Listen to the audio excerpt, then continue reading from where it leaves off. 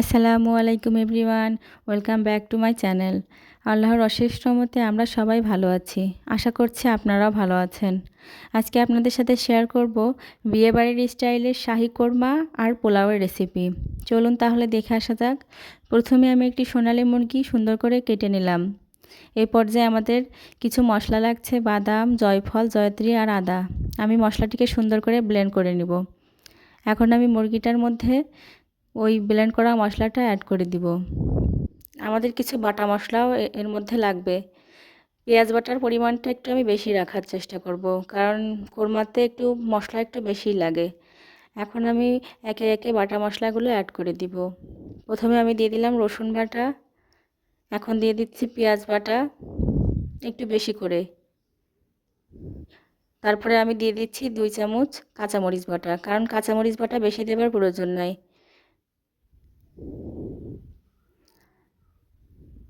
এই পর্যায়ে আমি পরিমাণ মতো লবণ দিয়ে দিব। এখন আমি শুকনো উপকরণের মধ্যে ধনিয়া গুঁড়া আর জিরা গুঁড়া দিয়ে দিলাম। এখন আমি এলাচ আর দারচিনি অ্যাড করে দিলাম। এখন আমি 3 কাপ পরিমাণে দুধ দিয়ে দিব। আমি কোনো পানি ইউজ করব না কোরমাতে, যেহেতু শাহি কোরমা হবে এজন্য আমি একটু ঘিও অ্যাড করব। ঘি দিলে শাহি শাহি একটা ফ্লেভার আসে। আমি বেশি করে ঘি দিয়ে দিলাম। আর একটু অল্প পরিমাণে তেল দিলাম। এই যে দেখুন আমাদের কোরমাটা উতলিয়ে এসেছে। এই পর্যায়ে আমি একটু চিনি অ্যাড করব। যে যার টেস্ট অনুযায়ী চিনি দিতে পারেন। আমি একটু লেবু দিয়ে দিলাম। আর টমেটো সসটা মাস্ট লাগবেই। এই যে শেষে দেখুন কতটা ইয়াম্মি লাগছে দেখতে। এখন আমি একটু ঘি অ্যাড করে পেঁয়াজের বেরেস্তা ছড়িয়ে ঢেকে রেখে দিব। তাহলে আমাদের রেডি শাহি কোরমা। আপনারাও ট্রাই করতে পারেন, অনেক মজার হয়। এখন আপনাদেরকে দেখাবো পোলাওয়ের রেসিপি।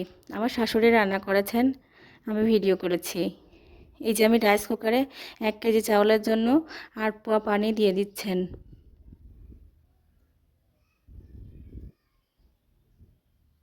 পানিটা এদিকে পানিটা গরম হতে থাক, আর ওদিকে আমরা আর একটা ফ্রাই প্যানে পরিমাণ মতো তেল দিয়ে আর কিছু বাটা মশলা অল্প পরিমাণে অ্যাড করে পোলাওয়ের চালটা ভেজে নিব। এই যে একটু ঘিও দেওয়া হলো।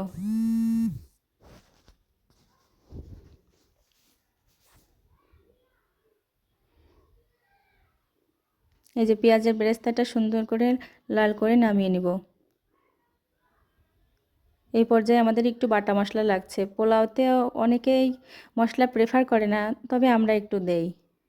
এই যে অল্প একটু পেঁয়াজ বাটা, অল্প একটু আদা বাটা, অল্প একটু রসুন বাটা আর অল্প একটু কাঁচামরিচ বাটা দিয়ে সুন্দর করে কষিয়ে নিতে হবে। আর এই যে একটু বাদাম বাটা ছিল ওইটাও দিয়ে দিচ্ছি।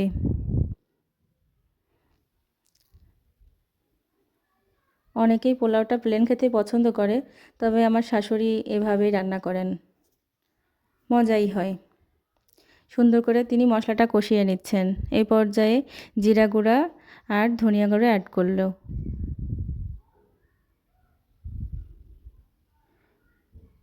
এই যে মশলাটা কষিয়ে নেবার পরে ধুয়ে রাখা চালটা দিয়ে দিবে।